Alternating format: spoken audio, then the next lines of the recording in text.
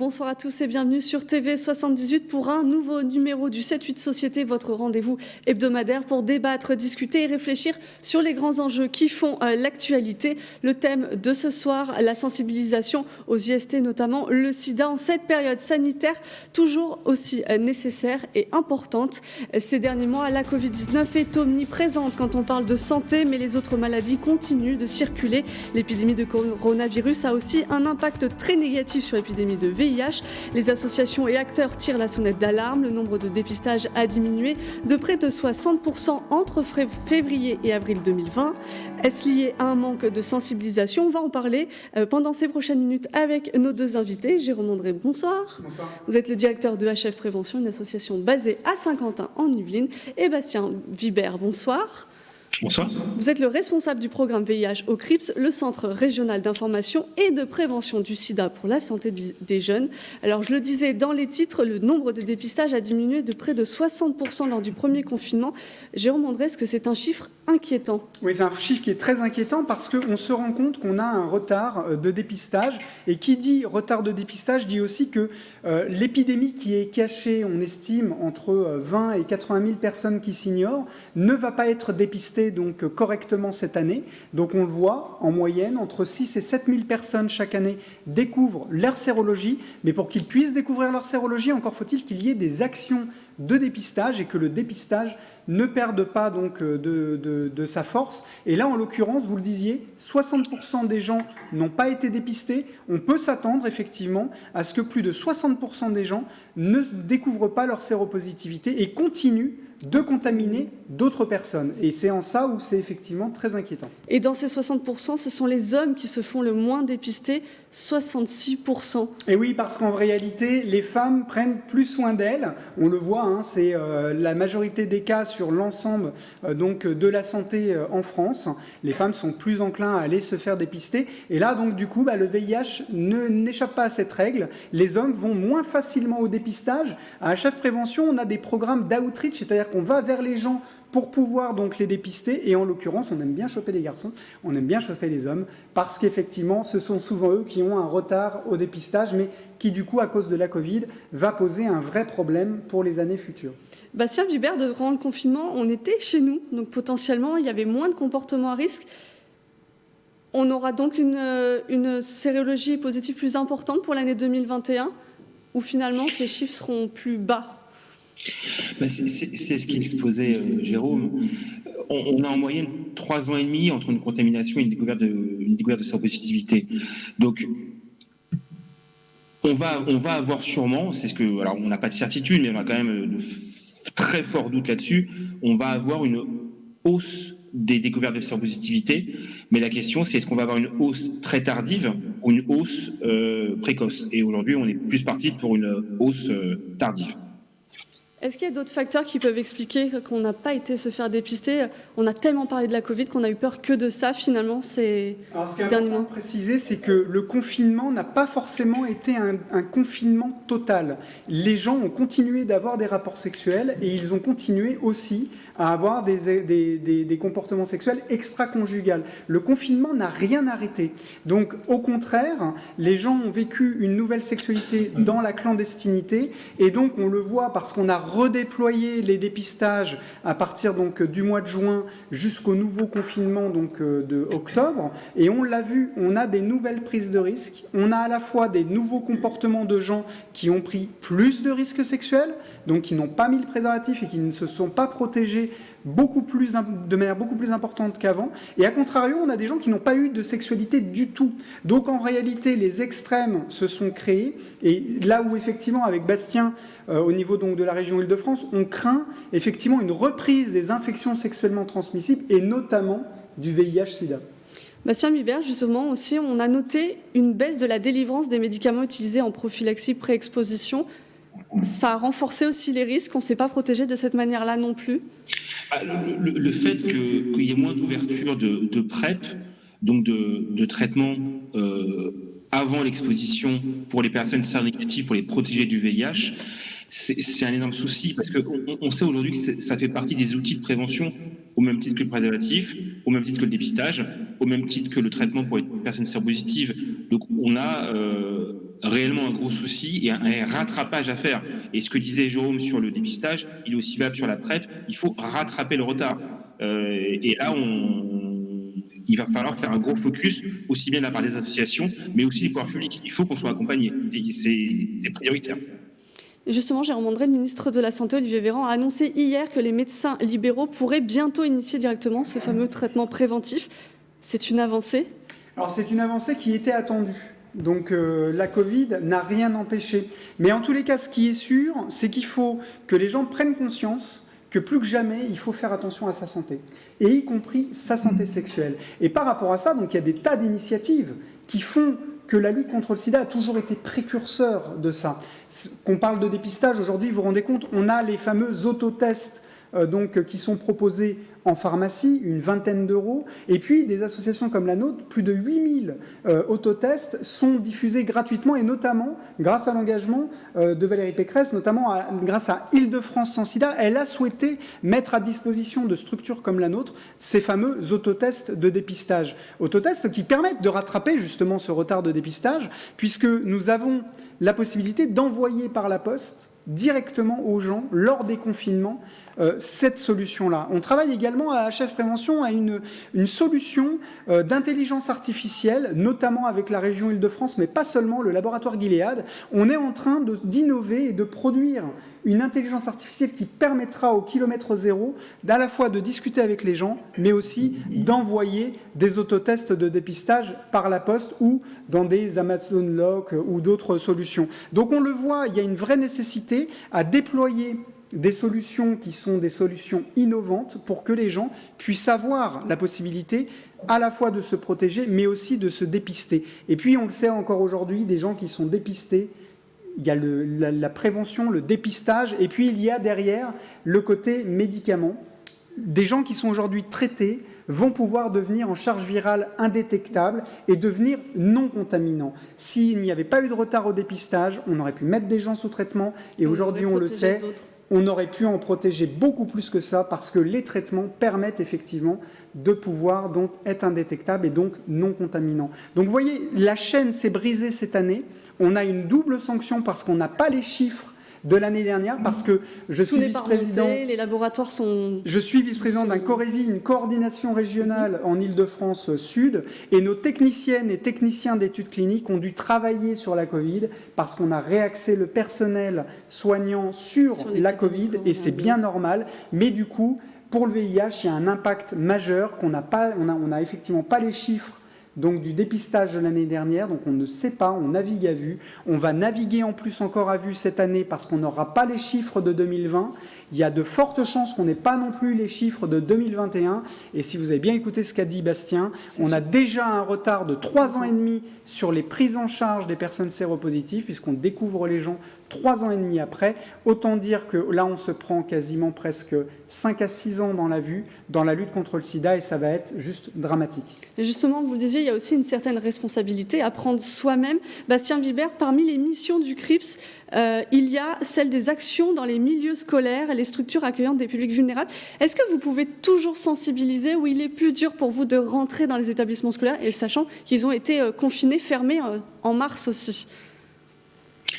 Alors, pour le moment, tout va bien.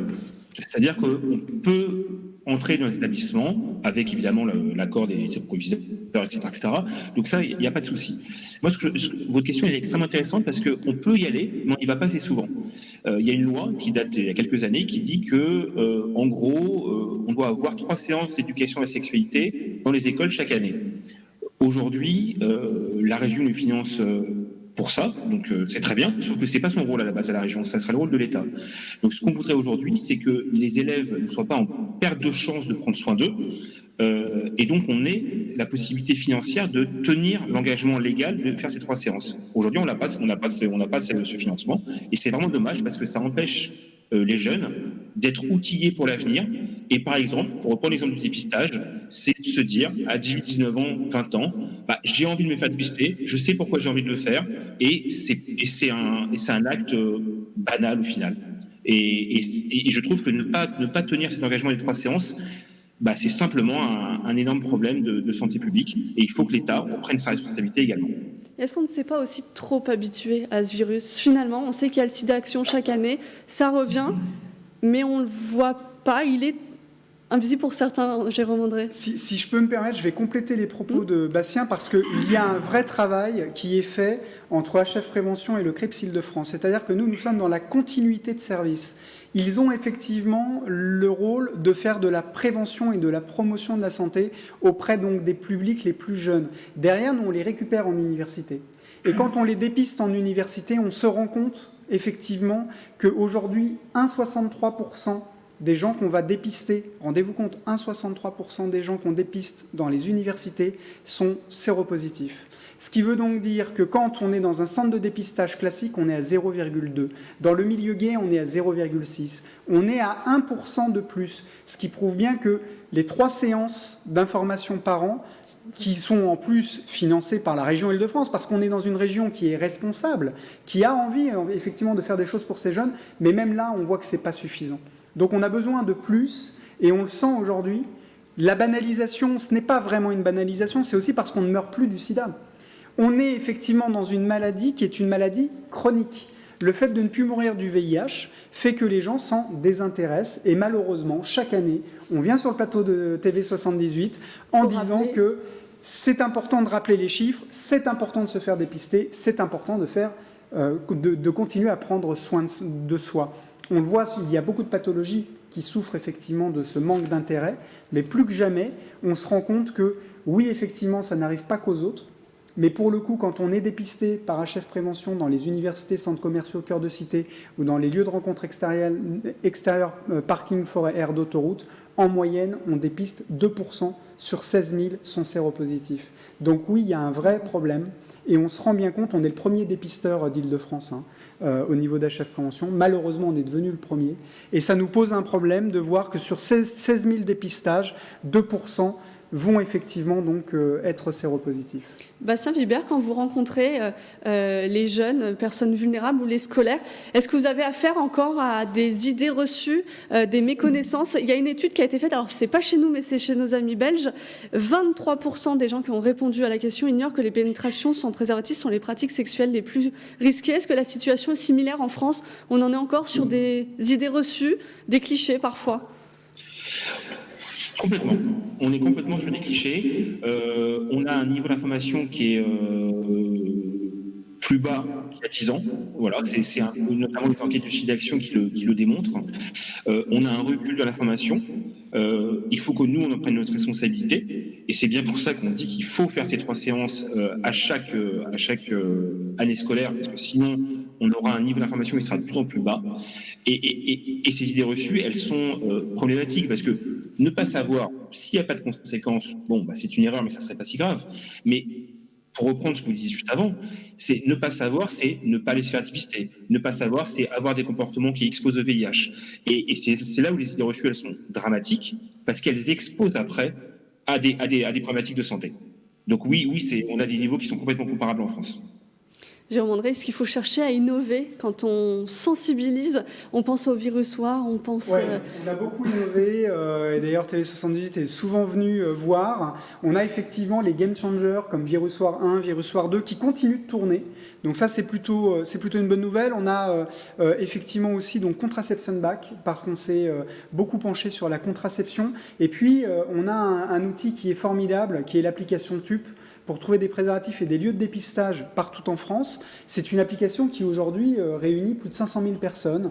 500 000 personnes qui l'utilisent régulièrement, au moins une fois par semaine, pour trouver des préservatifs, mais surtout pour trouver des lieux de dépistage. Et puis donc c'est une application qu'on est en train de faire évoluer, donc on l'a déjà fait évoluer sur la santé sexuelle, mais il y aura des nouveautés pour 2021, puisque effectivement on rentre dans la 6e année de TUP, donc c'est normal de continuer à innover. On continue à parler donc de prévention, et puis on a l'innovation avec donc cette nouvelle intelligence artificielle qui va sortir l'année prochaine, où là vous pourrez avoir une conversation, que ce soit sur une enceinte Google, Alexa ou d'autres, ou directement sur votre téléphone, ou directement en application.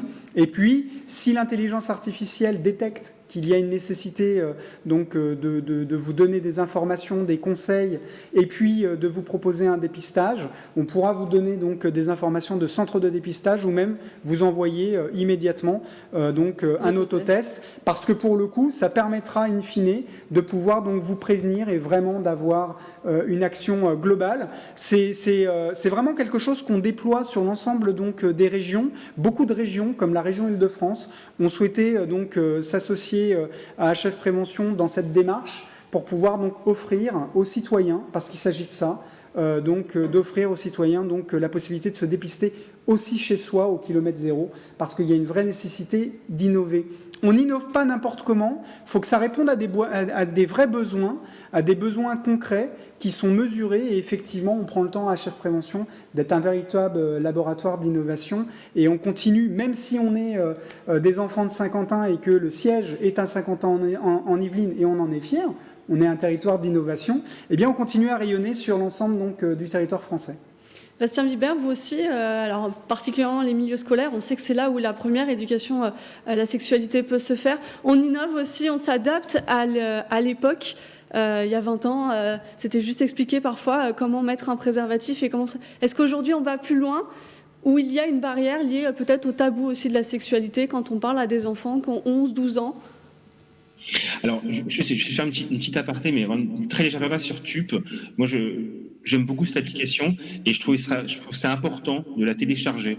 Parce qu'on parle beaucoup de téléchargement en ce moment voilà, sur le Covid, mais il faut aussi faut télécharger TUP, c'est hyper important, et c'est prendre soin de soi, c'est avoir les informations près de soi, notamment sur son portable. Pour répondre à votre question, aujourd'hui, les animations en scolaire, elles sont très centrées sur les compétences psychosociales, c'est-à-dire que on va pas forcément parler des risques, mais on va entrer sur on va déjà laisser le jeune au cœur de l'animation, et on va le laisser s'exprimer. C'est-à-dire qu'on va pas avoir une démarche verticale de voilà ce que tu dois penser, parce que ça marche pas, mais on va essayer de lui apporter des outils et que lui les prenne en charge.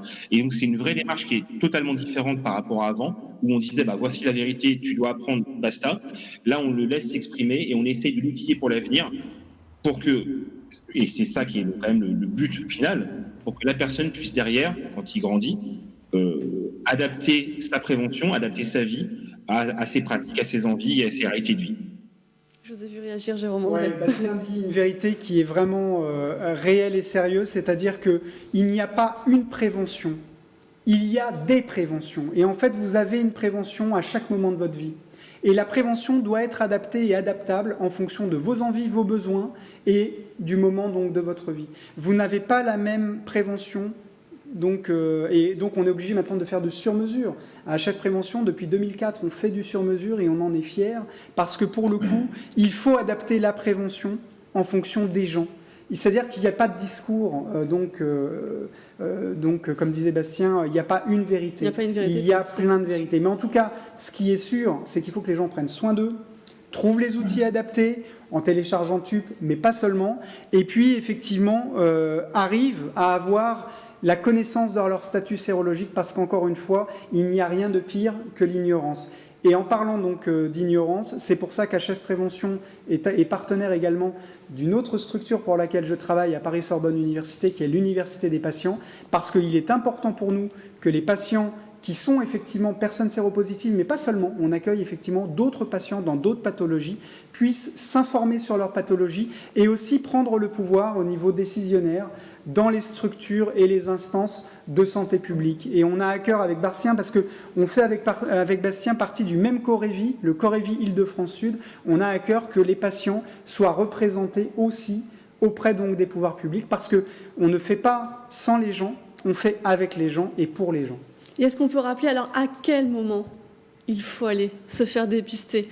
À partir du moment où vous imaginez avoir pris un risque, et minimum une fois par an pour les personnes hétérosexuelles, c'est bien de faire son dépistage, y compris pour les couples. Moi je dis souvent, c'est un truc de couple, que d'aller faire, alors pas en ce moment, un resto, un ciné, un dépistage, mais sinon en temps donc de Covid c'est un peu compliqué, mais pour le coup c'est aussi un truc de couple. Ne pas imaginer que dans son couple, quand on a arrêté le préservatif, la personne qui est donc dans votre couple ne puisse pas effectivement donc aller voir ailleurs. Et pour le coup, ça ne veut pas dire qu'il ne faut pas se faire confiance, mais un petit dépistage, ça mange... Ça permet de tout vérifier. Exactement. C'est justement... La peur n'évite pas le contrôle, ou plutôt la confiance n'évite pas le contrôle. Et justement, allez-y, monsieur Dubert. Pardon, excusez-moi. C'est juste que ce que disait Jérôme, c'est très intéressant parce que se faire dépister, ça doit être banalisé. Aujourd'hui, il n'y a pas de charge morale au dépistage. C'est ça qui est important. C'est pas parce qu'on se fait dépister que non, se faire dépister, c'est positif, c'est bien, c'est un acte qui est prendre soin de soi. On dit beaucoup, faire du sport, c'est bien. On dit beaucoup, faire du jogging, c'est bien. Mais se faire dépister, c'est bien aussi. Et il faut dire aux personnes qui sont dépistées que c'est un acte chouette, que c'est pas un acte moralement répréhensible où il y a une charge morale. Non.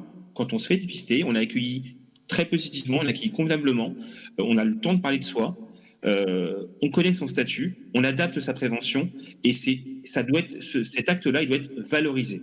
C'est vraiment important, je pense. Parce on a beaucoup parlé des jeunes depuis le début, parce que c'est vrai que c'est souvent le premier public qu'on veut sensibiliser. Voilà, exactement.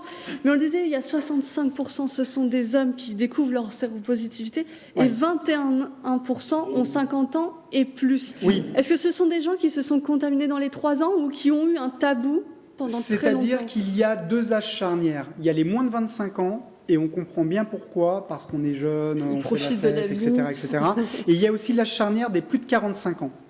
C'est un âge charnière que nous, on avait détecté il y a plusieurs années à HF Prévention, qu'on avait fait remonter à la DGS, à la Direction Générale de la Santé et à l'OMS. En fait, il s'agit de l'âge charnière des plus de 45 ans qui, à un moment donné de leur vie, vont avoir un changement de vie au moment où ils vont avoir les enfants qui ont grandi et où ils vont avoir aussi donc les crédits maison qui sont changés, etc., etc.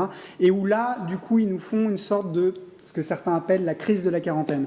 En réalité, ce changement de comportement, quand ils n'ont pas mis, par exemple pour les hommes, le préservatif avec leur femme ou la femme le préservatif avec les hommes, donc il n'y a plus de préservatif depuis des années dans leur couple, quand ils vont effectivement voir ailleurs ou avoir d'autres aventures, ils ne vont pas remettre effectivement de prévention. Ils vont pas reprendre cette habitude. Exactement. Et là, on est dans des prises de risques en se disant, le sida, c'est chez les jeunes, tout comme on entendait à une époque, le sida, c'est chez les gays. Mais donc, effectivement, cette période de plus de 45 ans, et c'est pour ça qu'on est donc, nous, dans des programmes de lieux de rencontre extérieurs, mais aussi parking, forêt, d'autoroute ou encore universités, centres commerciaux, cœurs de cité. Les universités, on imagine bien pourquoi. Les centres commerciaux et les cœurs de cité, on imagine beaucoup moins, mais c'est effectivement aussi pour toucher les plus de 45 ans, parce qu'il y a une vraie nécessité à vérifier. Mais quoi qu'il en soit, les gens devraient se dire que, peu importe son âge, c'est pas mal de le faire vérifier et de connaître son statut sérologique régulièrement. Et justement, cette question des personnes séropositives vieillissantes est considérée comme une priorité dans le plan pour une Île-de-France sans sida. On va terminer, je vais vous donner la parole à chacun d'entre vous pendant une petite minute. Qu'est-ce qu'il faudrait mettre en place aujourd'hui pour que ça revienne un petit peu au cœur des réflexions publiques, mais surtout des réflexions personnelles ? Je crois que l'espace médiatique est clairement saturé aujourd'hui par la Covid. Donc on ne peut pas effectivement avoir un 1er décembre comme on les a connus les années précédentes. Ce qui est sûr, c'est que les acteurs doivent rester mobilisés, et on le voit, la DGS et les agences régionales de santé continuent à œuvrer donc, dans ce schéma-là. Quand la Covid sera passée, parce que il y aura un déconfinement et les choses reviendront probablement à un niveau antérieur, on aura la possibilité effectivement de redoubler d'efforts.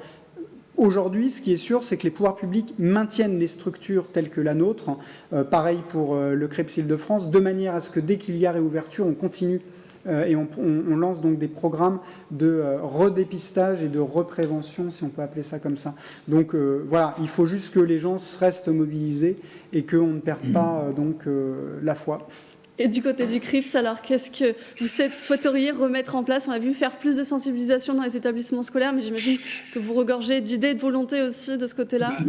Je pense que ce que disait Jérôme sur le parcours lycée-université, il est vachement important. Et ce qui serait, je pense, important, ça serait faciliter la demande de dépistage et rapprocher l'offre des personnes. Faciliter la demande, ça veut dire outiller les personnes pour qu'elles puissent aller faire un test en disant j'ai envie de faire un test. Donc faciliter l'envie d'aller faire un test. Mais c'est bien beau d'avoir envie, encore faut-il que les offreurs, comme HF Prévention, puissent faire leur boulot, faire leur action. Et ce que disait Jérôme sur rapprocher l'offre, c'est-à-dire envoyer les autotests à domicile ou être au plus près des lieux de vie, c'est absolument prioritaire.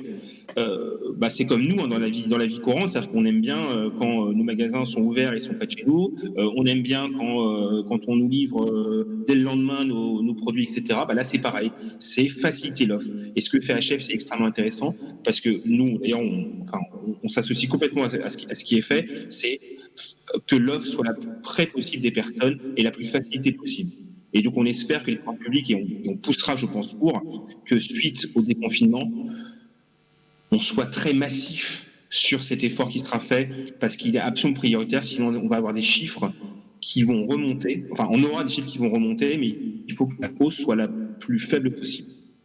Et on va conclure l'émission sur ces mots. Merci à tous les deux d'avoir accepté notre invitation. Merci. Les différents sites internet pour s'informer, se rassurer ou échanger sur la question du VIH se sont affichés tout au long de l'émission. Cette émission étant terminée, on se retrouve la semaine prochaine pour un nouveau numéro.